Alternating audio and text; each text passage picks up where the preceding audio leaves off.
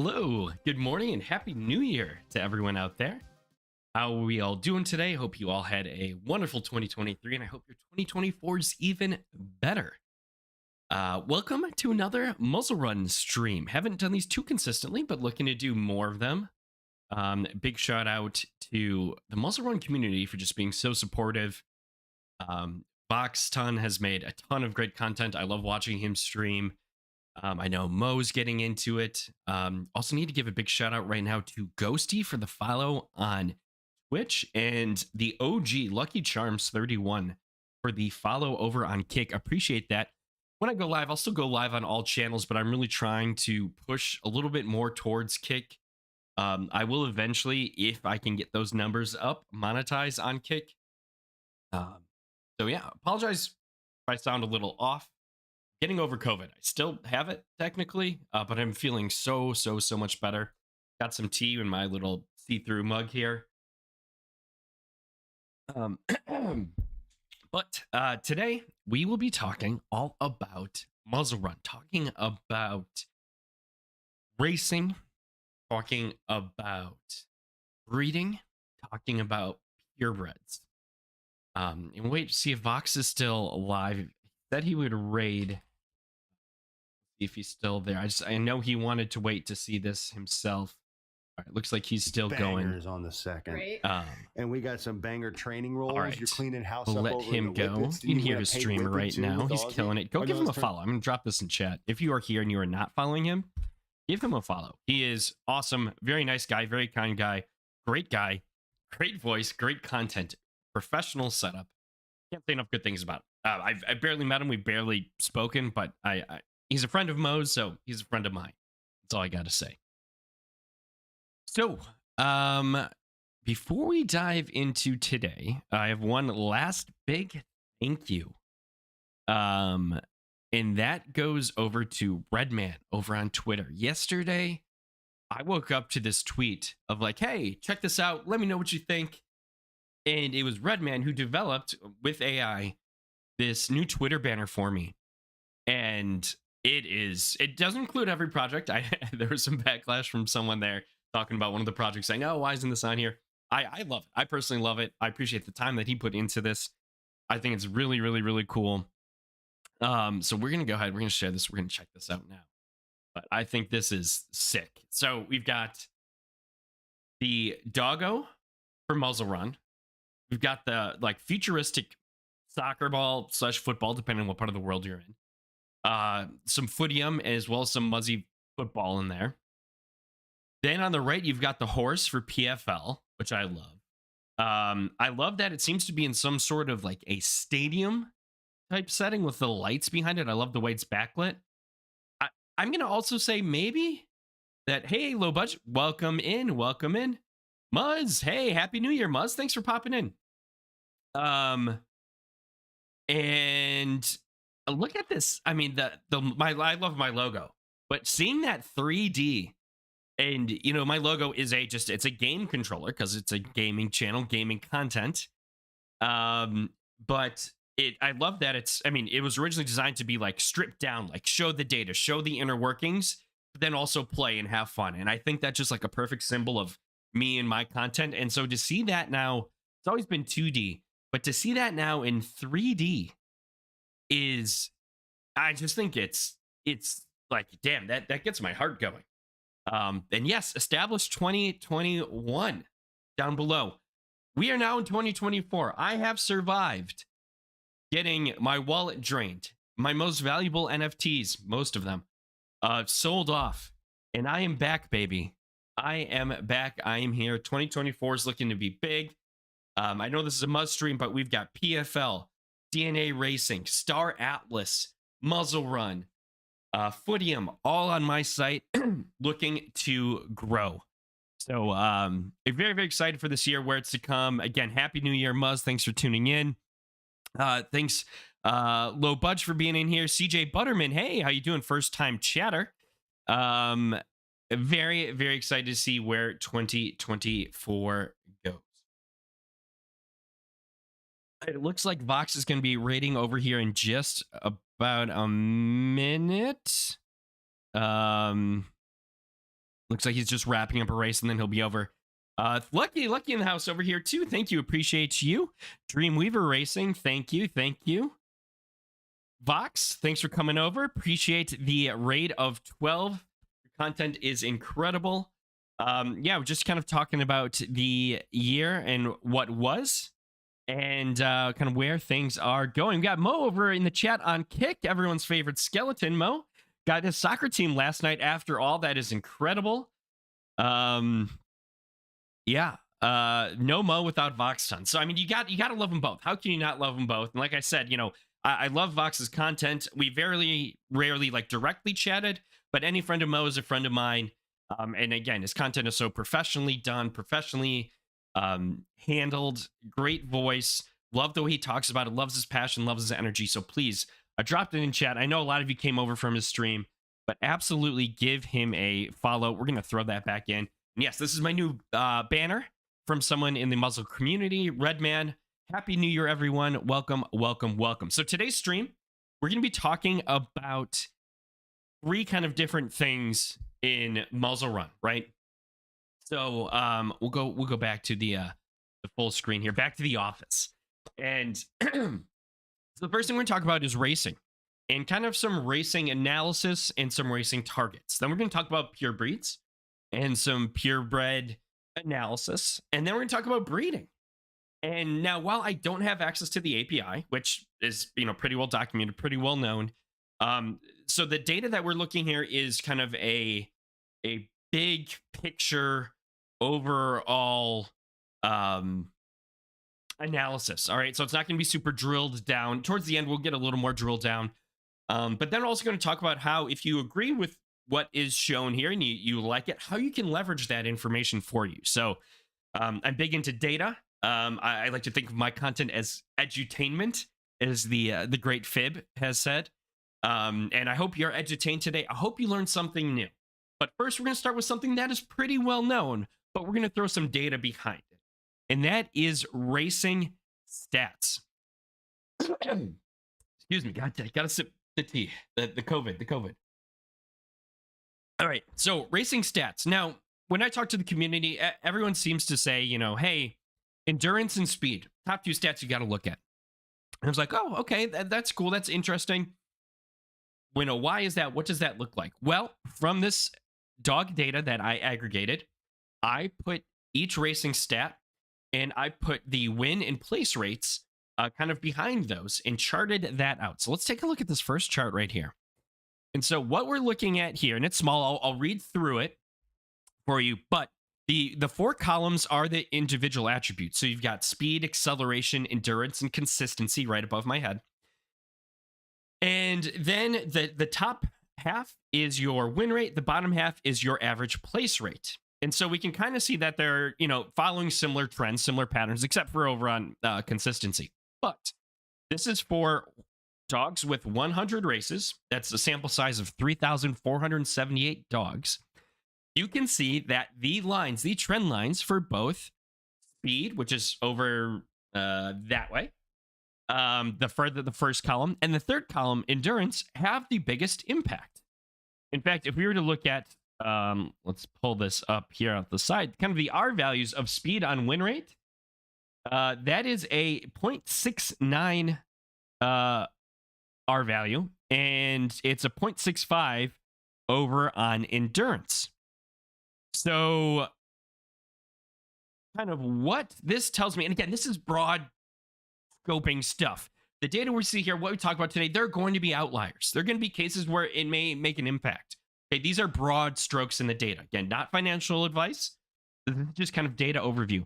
Alaire, thank you so much for the follow. So then kind of looking at this, then kind of come up with some targets. So you can see there are like grids. There's like a cross in each one of those columns, right? So if you look at that, that's kind of like where the average is for that. And so if you want to be above average for speed, you should be targeting a 90. It's just above 94, so we'll say 95. Acceleration 94. Endurance 94. And consistency, that'll be 96 rounded up, because you can't have those percentages. So kind of like those are some targets you should kind of go after. But again, this to me says, at the very least, broad strokes, that speed and acceleration, as the community had thought and have told me multiple times, are very important to doggo performance. So now let's look then at overall rating breakdowns, right? So what is our target numbers we should be trying to hit? So if we look now at a sample size of 42,646 dogs, and we look at the average win rate by that racing total, so when you combine your speed, acceleration, endurance, and consistency, combine all those numbers together, that's your racer total. Number of dogs, then your average win rate, and your average place rate. Now, what do we see here? We see there are a lot of dogs in that 365 range. Huge amount of doggos there.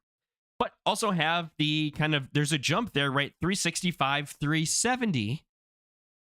There's a pretty big jump right there. It goes from 8.86 to 10.5%, 33 to 36%. And then alternatively, when you go from 370 to 375, it goes from 10.57 to 14.9 and 36 to 40. And then 375 to 380, you notice another jump, and then it kind of levels off. You see some more volatility there. Also see sample size go down a bit. Hey, Bonsai, thanks for popping in. And so in my mind, when I see this, as a newer person in Muzzle Run, trying to build out my kennel, I'm thinking, okay, well, I want to prioritize speed and endurance. I want to try and target, a fully trained at least rating of like 380. All right. So this is kind of where my head's at. This is how I'm kind of approaching. Now we're going to go to actual breakdowns. Excuse me, by this racer total and by rarity. So let's pop on over here and take a look at this. So pull that up on the side there so we can get the actual numbers for you. So the green charts are your win rate. The yellow are your place rate. And then the height is that value. So, you see like a 20 on the left. That's a 20% win rate, place rate. It's the same axis for both. And then the bottom, the columns, are the rarities. So it goes common. We got very rare. Charts are a little off there, but in terms of the order, but common, rare, very rare, extremely rare. It's shown here as common, extremely rare, rare, very rare. But for the sake of the analysis here, it's not going to matter too much, right? The thing that sticks out to me is, again, at that 380 mark, which if we can see, is that there? No, you cannot see it. But that 380 mark, which is 3 from the bottom, you can see 4 from the bottom, across all different rarities, that it's the green and the yellow are pretty much flat, and that kind of continues onwards, which kind of goes with what we were seeing in the previous chart. So at 380, and I've got the numbers off to the side here, it won't show up on stream, but you've got a 13% win rate for common, a 14% for rare, 13% for very rare, 17 for extremely rare. Place rate, common 40, 41 for rare, 41 for very rare, 43 for extremely rare. So to me, this says, if I can get a doggo up to that 380-ish mark, fully trained, and it's a common, I could still potentially find some success there. Now, may it help to have an extremely rare? Sure. I might have a little bit of an easier time getting there, because the way that the breakdowns of the bloodlines go, you're going to be closer to that number, right? As you go up in rarity, it's easier to get to that higher number, but you can still get there with commons. So I think that's really, really cool. Now we've got some racing. Now we're going to go to purebreds, and I think this is interesting. As we go on, if you like this so far, this is going to get more and more and more interesting. All right, we're starting with racing, which wasn't boring, but we're going to kick it up a notch as we go into purebreds here. So I'm going to show you one chart. I have one chart for purebreds. Sorry, one slide, I'll say. It's 2 charts. It's interesting. Here we go, chat. I don't know if you're ready for this.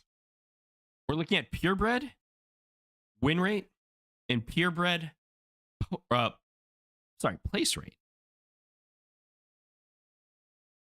Here we go. So we look now at the left side.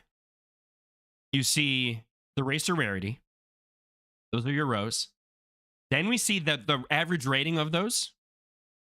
And then we see in the next column over the average win rate. So if it's false, if it's not a purebred, true if it is a purebred. This is fully trained, minimum 25 races. So we can see now the averages are pretty much the same in terms of their overall numbers. So there's not much of a discrepancy there. But the win rates, there isn't much of a difference between purebred and not purebred.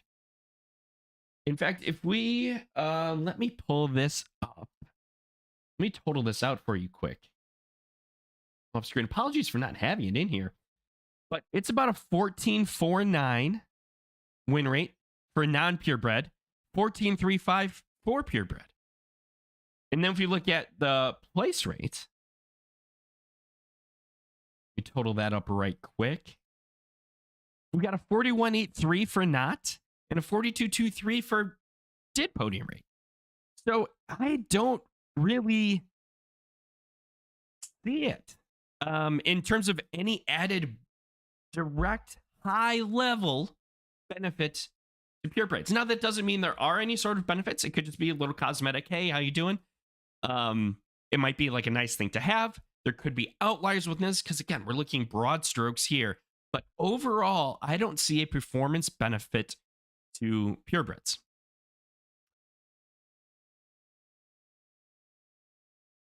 And now, chat, we are moving on to breeding. This is the big time right here. Vox, appreciate the follow.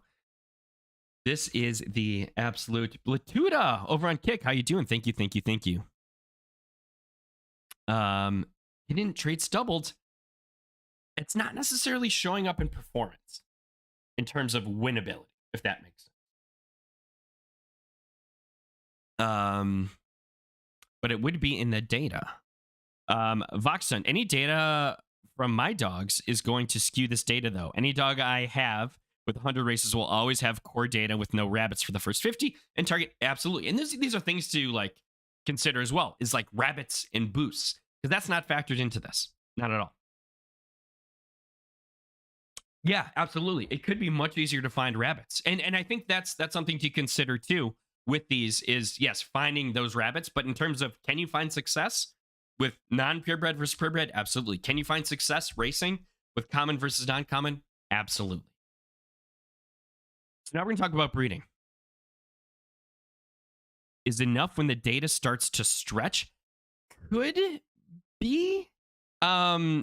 It's, I mean, in a lot of cases, though, it's higher for non-purebred, at least in terms of win rate. Big Time Big A, thank you for the follow. Appreciate it. So I really think from an overall standpoint here that this is negligible. Data lines up over time with more properly ran dog. Yeah, I mean, so that is going to create noise. I absolutely agree with that. But if we look at, let me pull up, I can pull up the number of dogs in here too. If we look at this, so if we look at doggos, that's approximately a sample size of only, so it's only 100 purebreds. So that is very small. So keep that in mind. But right now, that this is what it's showing. And that's about 3,200 non-purebreds.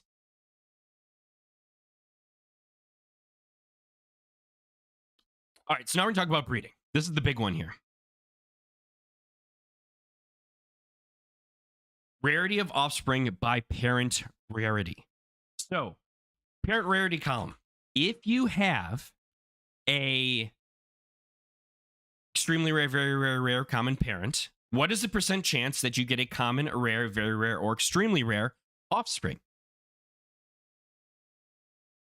It's about the same overall.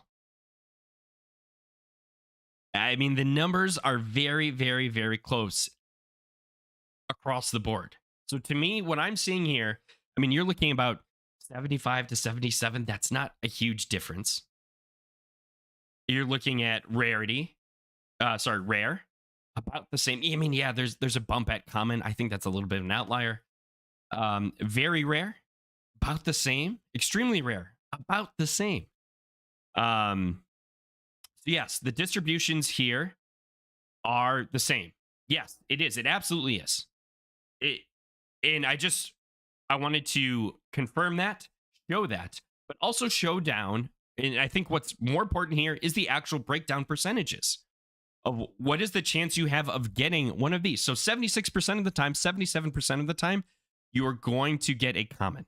21% of the time, you're going to get a rare. 1.63 very rare, and very, very low, extremely rare. So now we're going to go on to then the offspring score, which given the rarity breakdowns, you would expect this to be about the same. So the average racer total, and then you've got the different like percentile breakdowns. And it's about the same going across, as well as you see the number of dogs there. So again, this is aligning with the thought that, yes, you have an equal chance if you have a common breeder of getting a extremely rare or very rare or a rare breeder. Or sorry, doggo, not breeder. And so again, in the market, we see premiums. I see premiums on rarity when I think, which again might make things like discovery a little easier, but there's a steep discount for commons across racing and breeding that I think has not been fully realized or utilized within this space. Now let's look at fully trained win rate. So if we look at the parent rarity and we look at their average, again, total score, we can see it's about the same. So again, looking at what this is looking at or starting to uncover is, does the parent rarity affect the overall performance? So like, does a common dog from an extremely rare perform better than a dog of or a breeder of a common if they're the same bloodline? And it's, I mean, very, very, very close. Fully trained at least 25 races. Like, it's extremely close across both win rate and place rate. So again, I'm not seeing enough here to really say, oh my gosh, I have to have, a very rare breeder because it's going to do so much better. It's almost a 2% difference with at least 25 races. Is that enough to justify a cost? In my opinion, not financial advice, but no, it really isn't. And so now let's look at then the actual bloodlines. Some of them, not all of them, because that would take forever. So if we look at this, I want to kind of point this out. So here's a bloodline, fully trained, minimum 25 races. I'm going to see if I can roll out of the way a little bit here. So you can see now the bloodline, the parent rarity. So this is all Alfred dogs. The parent rarity of those Alfred dogs, the number of Alfred dogs, the number of races that they've run, their average win rate, and their average place rate. And you can see it kind of follows that, and it's sorted by the win rate. But if you look at Alfred, very rare, rare, extremely rare, they're kind of the same. 28 dogs for common. So again, you got to look at like sample sizes and things. And we'll go to version 2 of this. I've got some things outlined, some talking points here. Let's look at Hollies. So again, sample sizes are all over the place here because, I mean, we've got like sometimes double, triple the amount. So keep that in mind. Keep also the number of races in mind. But like Hollies, very, very, very close. If you look at, again, the number of commons and the number of common dogs and the number of races for those common dogs, significantly lower. I was watching the data as this was coming in and seeing these numbers increase. And as it increased, the numbers got closer and closer together. Now, I know, too, again, sample size, if we expand this out to, so many more dogs, we should see things start to kind of level out a little more. But again, seeing like rare on top of very rare in Cassandra, a similar amount of dogs or closer amount, half as many races. But again, kind of very similar. It's technically higher for rare than very rare, but it's very, very similar. And we look at, again, fully trained minimum 25 races. Is that really going to be make or break for this? And then if we look down to we're going to scroll down a bit. We're going to look at Bell and Rose down here. And again, small sample size, small amount of races, but we have instances where the commons are technically on top. But again, it is extremely, extremely close.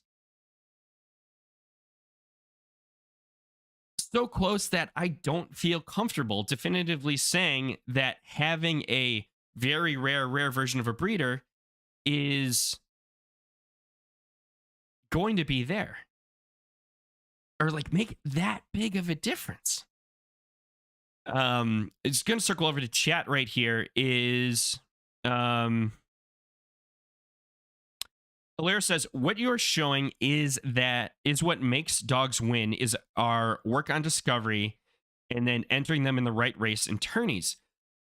Not really, Alaire, kind of, because this is looking at, again, aggregated data across all horses. So you're going to have a lot of noise in here. And because I don't have access to the API, I can't look at rabbits versus non-rabbits. I'm saying if we look at this community, this ecosystem of dogs, and how these dogs have been racing and performing, that on the whole, the differences are extremely close. That's not to say that there aren't differences. Isn't to say that finding preferences, finding rabbits is going to be easier. But I'm saying on the whole, broad strokes, ecosystem wide, it's really, really close. Raina, happy you're here. Fully trained common at 380 or so can compete all the way to G1. Big time, big 8. That's not exactly what this is saying either, that it's G1. It's not broken down by that, but it's saying, hey, a 380 common can compete. It has similar performance. When raced probably correctly in its right way, it is very similar. Low budget crypto says a couple that are just a little higher than this, but they can bang with the big boys. Raina says you got to remember though, it comes down to the owner actually working out rabbits. Yeah, no, absolutely. There's no denying that. But again, we're looking ecosystem wide, so you're going to get the full. Yes, they are. No, they aren't. Discovery is in here. And so it's like, yeah, that's there, but that's just, it's a part of the experience. That is the ecosystem. Looking at my comment, Kevin got some good speed. Training could be something. Probably screw half the extremely rare data, says Raina. Excellent first look, eye-opening considerations. Yes, absolutely. I have one Esmeralda, 9898, that's gone into G1 from airdrop. Yes. So let's then circle back. And, I see a lot of, are you saying this? Are you saying this? This is what I'm saying. Common breeders can breed just as well as any other breeder. Will that make discovery harder? Maybe. But how much harder? If you're willing to put in the time into freeze, is that really going to make a difference in the long term? And does that justify the premium in the market for that? For those higher bloodlines? Purebreds don't really seem to perform that much better than non-purebreds, but the sample size is small. Racing. If you can get to 375, 380, trained, discover rabbits, you can do well with a common. Racing attributes. Look at speed, look at acceleration. 95s in both. Wins in place by bloodline. Yeah, that's something I can pull. You look at trained, you have to look at it trained and untrained. I can tell you I would use an extremely rare breeder over common. And if that's your strategy, then do that. I'm not here to say do this or don't do this. I'm sorry. Did I misspeak there? It was speed and endurance, not acceleration. Speed and endurance.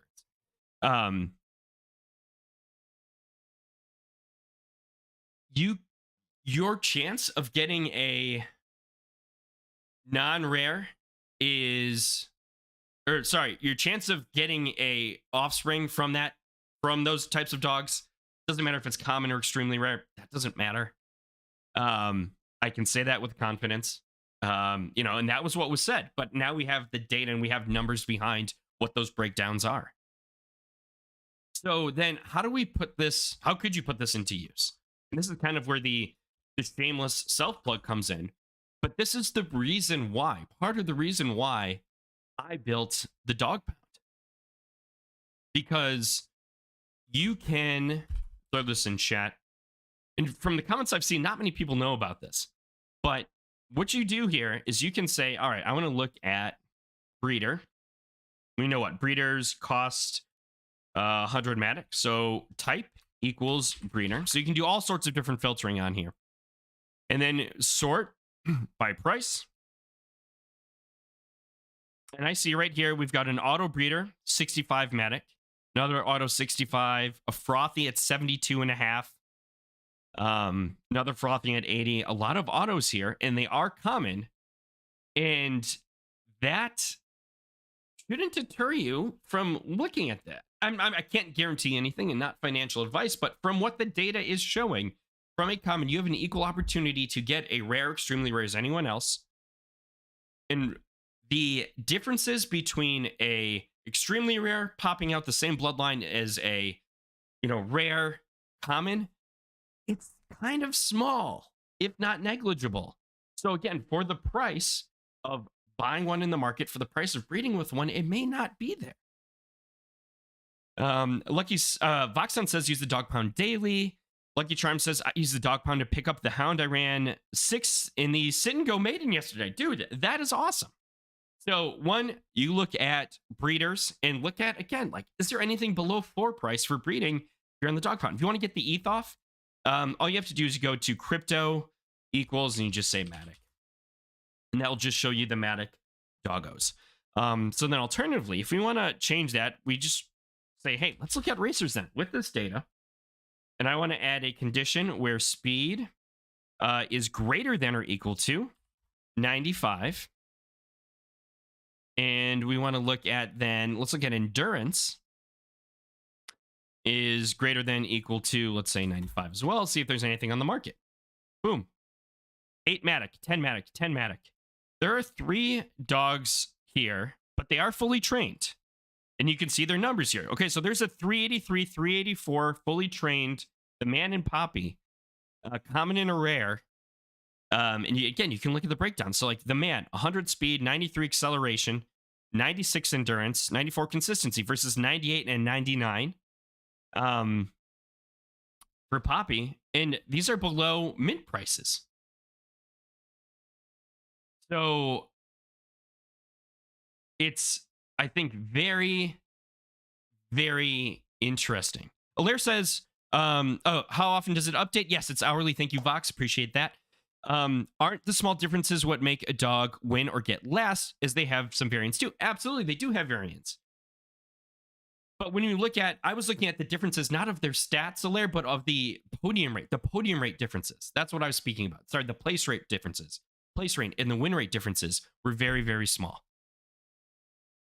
And so again, depending on, what you think might be better, but there are dogs now under mint price available for sale that have some potential. Now you can also, let's say this isn't super appealing to you.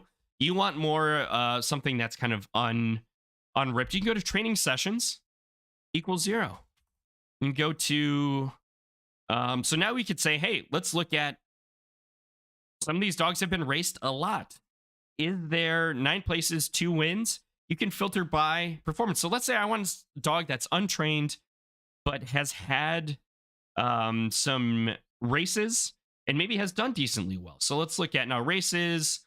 We'll say greater than or equal to 25. And then we're going to sort by wins. 463 races, 43 wins, total of 368. So now let's look at total then too. So let's say a total of greater than or equal to, let's say 371. Let's go above there. And again, this is why I think dog pound is super powerful, because You can add all these filters extremely fast and really slice and dice the data on the dogs for what you want. So right now we've got a short leash, 15 Matic, so that's at price, 87 speed, so that's a little lower than I would like. Let's add a speed filter. Why not? Greater than or equal to, let's say 92. Oh, that just cut down that one. So yeah, so it looks like that's the floor for speed. So these are all 92 speeds. And again, like, okay, so now we have untrained, decently raced, sorted by win rate, sorted by wins, dogs, and then let's even sort by price. Boom, 8 Matic. Again, not financial advice. I'm not going to guarantee that these dogs are going to do well or perform well. But if you feel that you have an edge or you've identified an edge through your own racing from this data that's presented, this creates an opportunity for you to quickly find dogs. I don't get any sort of kickback from this. I do not get a penny from this. You click the link, it takes you to OpenSea, it takes you to the dog data. I don't get your wallet, none of that. This takes you directly to OpenSea to purchase. So this is purely just kind of that middle piece. But again, wanting to give you the data so you can make better decisions for you, for your kennel, for how you're trying to structure things.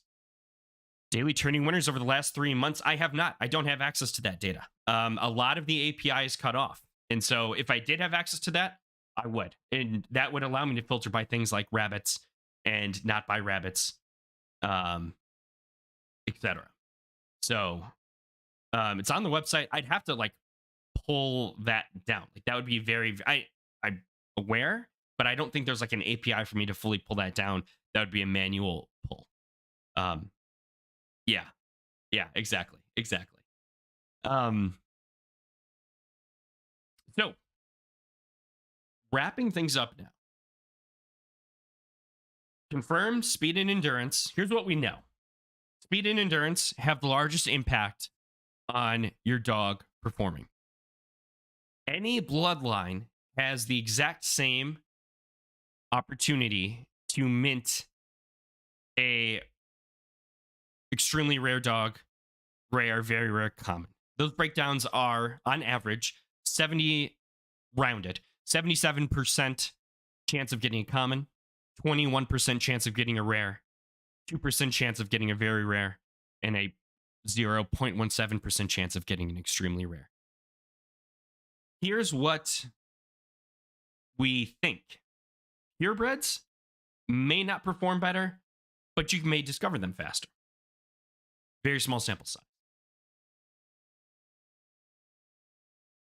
Here's what the data is showing. 380 is a great target regardless of your rarity for minimum 25 races to be able to perform and to win.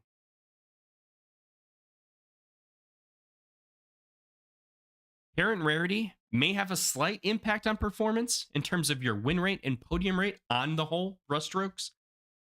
But is that enough to make or break or to justify a cost on secondary market or cost to breed? In my opinion, no. You may disagree. That's fine. But I think, in my opinion, the value is with commons and trying to get to that 380 number. That is my strategy. Take this data, run with it, play with it however you want, but that is how I am looking. Rena says, I see mostly ER breeders winning it on the daily. Yeah, that could be. And that could be also anecdotally, that could be recency. There's a lot to consider within it. And a lot of the cases of that kind of that breakdown, again, looking at it big picture on the whole, it is it's very, very close. You look at the parents. And again, we've got a small sample size for extremely rare, but very rare. I mean, these are almost identical. Doughboy looks like tried to show. Let's see what this link was here. Bought a handful of dogs out of 2021. Can this dog be a good racer in today's racing environment? Let me pull this up for you. And I can't necessarily speak to that, Doughboy, because I don't have the individual race data because I don't have that API. If I had that API, I would tell you. I absolutely could tell you. But overall, you're a 384. You're fully trained. I think based off of the broad strokes of the data, there could be potential there. Juiced him in the G2s. Just bred a Brooks from an Edmund. Trained 100 will be interesting to see how. Congrats, Raina. That's awesome. Excited to see how this data grows. Yeah, absolutely. It'll be interesting. And again, maybe I'll pull the manual leaderboard data, but I've got some other projects that I'm working on. But we will see. I think, take a look at trying to dial this one in, Doughboy, and look at your rabbits and see how those have panned out. And I think you could have potentially some success there. Again, on the whole, broad strokes would seem to imply yes, but race selection, rabbits all play into that. Remember that. Like, just because the data says this doesn't mean that you can just get a 380 common, plug it into any race, and it's going to hit those numbers. No, you have to put in the actual work. That doesn't change. So, we beat that dog consistently in G3. Ooh, looks like we got a little competition there from Vox.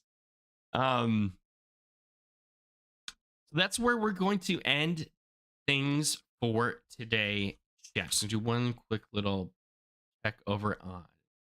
Okay, Doughboy, thanks for the follow over on Kick. Appreciate that. So again, equal opportunity to mint any rarity. Opportunity, in my opinion, with the lower rarity levels. Speed and endurance, targeting 95s. You can hit 380 and have discovered well. You can perform regardless of your rarity. Purebred, small sample size, maybe not better, maybe faster discovery, but I don't think performance, there's a necessarily performance increase. In the win rate of parent rarity, based on parent rarity, very, very small. And I don't think it justifies the cost in the current. Again, we need sample size there. We're very, very small. We're talking tens of dogs. I'll be interested to see how that grows out over time. We're looking to probably rerun this in about a month or so, just so we can get those numbers back up, just to see what this looks like. But this is something I will be continuing to track over time. Yeah, if you have any other questions, let me know. Otherwise, I will wrap soon. Big shout out to Vox Ton for the raid. Really appreciate that in the beginning of the stream. Go give him a follow. Let's see if we can get. We're gonna get that link over in here for you. Perfect. Yep, there he is. Drop him a follow. But again, check out the dog pound. Check out this data. Leverage it with your kennel and your kennel success. Go to the dog pound. I don't make a penny off of it. Try and find then the edges, because there are some good discounts there. Some really good discounts, in my opinion. Wish you all the best of luck with your doggos. Wish you all the best of luck in 2024. Happy New Year, everyone. Thank you, Voxton, for the support. Thank you, Ghosty. Thank you, Methodic Monkey. Thank you, Raina. Thank you, Doughboy. Thank you. Who else do we have in chat? Who am I missing? Alaire. Thank you, Lucky. Thank you, Mo. Thank you, Latuda. Shout out to Muzz for popping in. Big Time Big A. Low Budge Crypto. Appreciate you all and everyone. Hope you have a great morning, afternoon, evening. Good night. K Bonsai, didn't forget you. Methodic Monkey, didn't forget you. And I will see you all